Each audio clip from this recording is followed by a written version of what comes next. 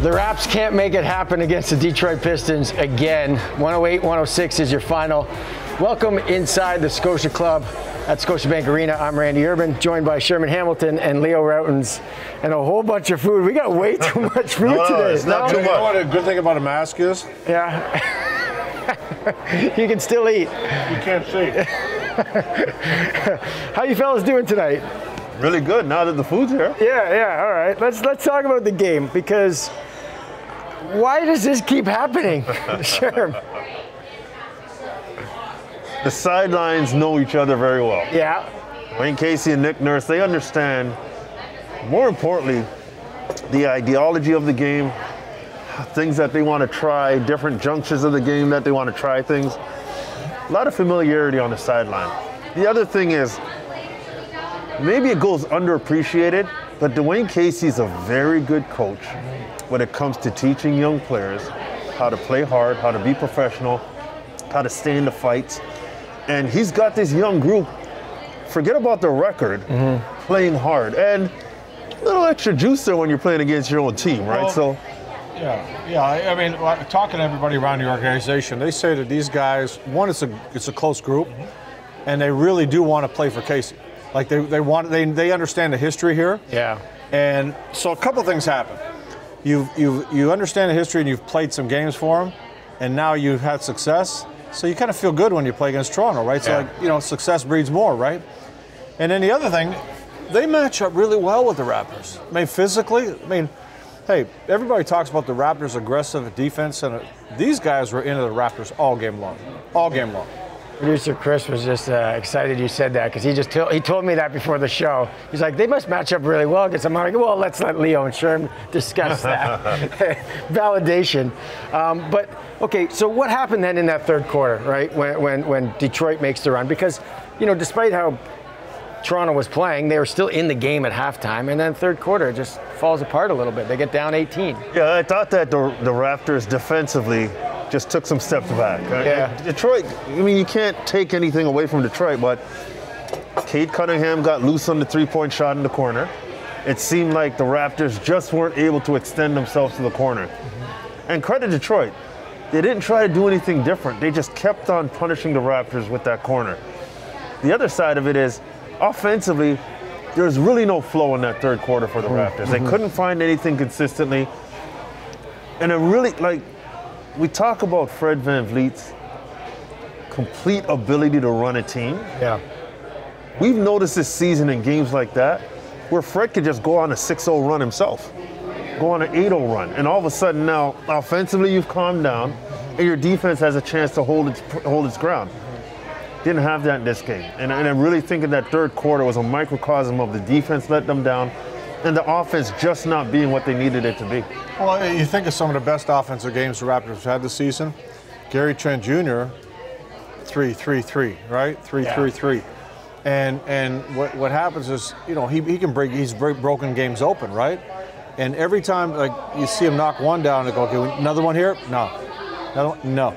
So that hurts. Especially with no Fred, no OG. You can't afford to lose that from Gary Trent Jr., but when I look at that third quarter, I saw a Detroit team that was just, they didn't let the Raptors make a ball cut. Yeah. Corey Joseph was just boom, Isaiah Stewart, boom, they're knocking everybody.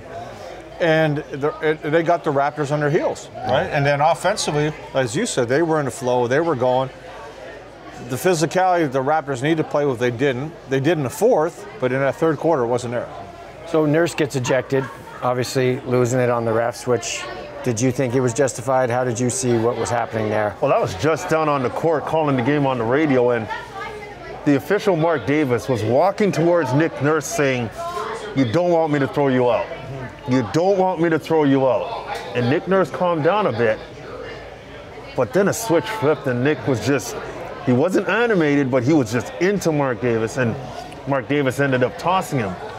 But you could tell Nick needed to do something, and he wanted to find a way to jumpstart his team. I'm not saying he tried to get thrown out of the game. Yeah, I think he did. He might have, because he was warned twice. Mark Davis walked up to him twice. We always talk about Nick being masterful at just finding some guys, some combination, something that'll get you out of it, right? Yeah. Well, that was being masterful, saying, okay, you know what?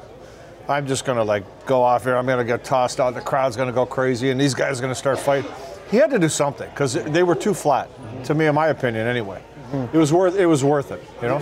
So the reffing overall, did you think was a little suspect at those times, or do you even like care about that on a game like this? You just got to play better. All right. I'm not blaming the refs on a game like this. No. Come on. Yeah. Detroit played physical. The Raptors matched the physicality in the fourth. But if you play physical like that all game, it's a different game. Sherm, can you take anything away positive from the run in the fourth quarter? Because they, that seemingly is the way they should be able to play Detroit for the entire game, in my opinion. They should be able to play anybody that way. Yeah.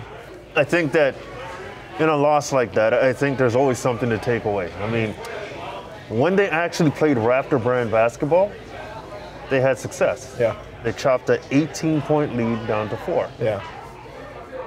And I think that when you're able to see that and understand, okay, we can't wait till the fourth quarter to start to turn it up. Especially when you don't have Fred, because Fred is so good at orchestrating things. When you don't have him, you don't have OG, you got to get it going early. You got to be consistent with it. So yes, I think there is stuff they can take from this game. I thought their physicality in the fourth quarter needs to be there through 4 quarters. And you look at Pascal's stat line, he didn't take a 3-point shot. He was determined to go downhill and stay aggressive. Yeah. And I like that mentality. So there are things from this game that, the Raptors can definitely correct and become better with. But I just think the biggest message is don't wait. Don't wait, because you give a team like this, whose record is not what they want it to be, they get confident. It's tough to shake an NBA team from what they've been consistently doing all game and beat them in the fourth quarter. It's difficult to do. Raps down 2 precious. It's exhausting. Yeah, for sure. The free throw missing is starting to bother me a little bit. Like, It's bothering the Raptors too. missing 8, 10 free throws every game, it's like it wears you down. Yeah, but I think that's part of, okay, against the Nets they made the free throws, right? Gary Trent Jr., 8 of 8 in the fourth quarter. Yeah. Here it's you're fighting, you get it to win 4, all of a sudden they bring it to 8. You get it win 2, they bring it. It's like that's exhausting, right? Because you're really fighting to get back into it. Yeah. And but at the same time, let's just say, give credit to Detroit in this game. I mean, it's a young group of guys that could easily folded, could easily broke down. They didn't, They had some impressive. Okay, I tell you what, who was a monster in this game? Cade. Nope. Sadiq. Nope. Jeremy Grant. Nope. Corey Joseph. Corey Joseph. Yeah. Corey Joseph was laying the wood on everybody. Yeah. You couldn't go through the lane without him. Pow! And he earned all 6 of his fouls, and all 6 mattered. And he was part of what made them go in the third, and he was part of what stabilized them in the fourth when it was unraveling. And I'll tell you what, if you look at the stats, you're not going to say, like I said, you mentioned all the guys you'll talk about. There's nobody going to be going home tonight talking about Corey Joseph. You saw it, I saw it. He was a monster. Individual performances that stood out to you, Sherm, on maybe the Raptors side? On the Raptors side? Yeah. I thought Pascal did a good job in the fourth quarter when his team needed him to be that guy to lead them offensively. Precious had some good moments. But again, it's so tough, and I keep harping on this. To find the shots that you're normally used to getting, it's tough to do it with Fred not there. In a game like this, where it's physical, you don't like the whistle, and now you've been mounting a comeback. Because it becomes possession by possession, you need execution. You need somebody who can get you into position to execute. They didn't have that in this game. And I think Pascal tried to do that by being that leader, by going downhill, trying to attack. But there's something missing there. They needed to make other plays, and they couldn't do it consistently. I would say this, though. I really, really enjoyed Scotty Barnes' defensive intensity. It was top. He and Chris Boucher, in that press, did a great job of making life difficult for the Detroit Pistons to bring that ball up. Corey Joseph was very strong with it, but they had some scrambling possessions because of the length of Scotty Barnes, Chris Boucher, Delano Banton at the front of that press, creating all kinds of havoc. You know what? 100%. But you know how funny this game is? It comes down to little things, right? Chris Boucher, I thought, was just great effort, great effort. The last guard against Sadiq Bey. Sadiq Bey catches the ball, has not put the ball on the floor yet. He's got his dribble. Yeah. What does Chris do? He jumps. Yeah. As soon as he jumps, he goes. Yeah. You had the offensive rebound by Cade Cunningham, right? It's the little things. Yeah. Like you can do all these things, but it's the little things that can make or break you in a game like this, and that's what happened. Going back to Scotty, just offensively too. Like I know we talk about him all the time, and I feel like every time he's out there, every time he plays a game, I want to just keep talking about him because I'm seeing things that I shouldn't be seeing from a rookie. And when he decides that I'm going to turn the motor on and go score, it seems effortless, you know, and that is scary to me in a good way. He's got this poise that you're not used to seeing from a young player, and crazy. The variety of ways he knows how to score. You know this, Leo. That push shot, that one-handed shot, moving, catching and moving and releasing it, it's a difficult shot. And he's doing it over bigger bodies. He pulled up at the free throw line over Isaiah Stewart one time. Yep. And Isaiah Stewart literally almost got a piece of the ball, but it's not a jump shot. It's this one-handed kind of over the top. And he shoots it with such confidence, and there's no panic. And I just think his maturity level, his ability to recognize his different release points, and his footwork is phenomenal. I love the fact that the guy sees I'm taking you. I'm taking you. That's who does that today? Go ahead, off the top of your head, tell me who sees a matchup and takes you down low in the post? Who today? Doesn't happen very often. Maybe Giannis, but I think... Think about it. The fact that you got to go, like, okay, when we played, I could name you this guy. Who does it today? You don't see it. So he's a throwback. And I always tell people, it's not about being a freaking post-up guy. It's not about that. It's like you got an advantage, you take it. Or he even goes, he went at Stewart. He went against a bigger guy. He doesn't care. And I love that. I love that about him, that he's not afraid, and he will take it to you.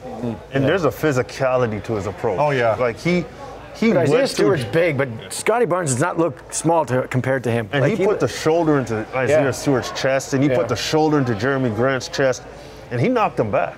And think about what he does. You mentioned his defense, right? He'll be guarding somebody over here. The ball go here. He'll just, he knows I got to go here, and all of a sudden, boom, he's blocking the ball there. It's this feel and reaction and understanding where to be, like watching everything. There's guys that play in this league a long time that don't get that. He's got it like that. Yeah, it's crazy. Sure. Yeah, future's bright. Just real quick, going back to ejections. Leo, you ever get ejected as a coach? Oh yeah. And what'd you do? Well, I think when you do it for a reason, right? Yeah.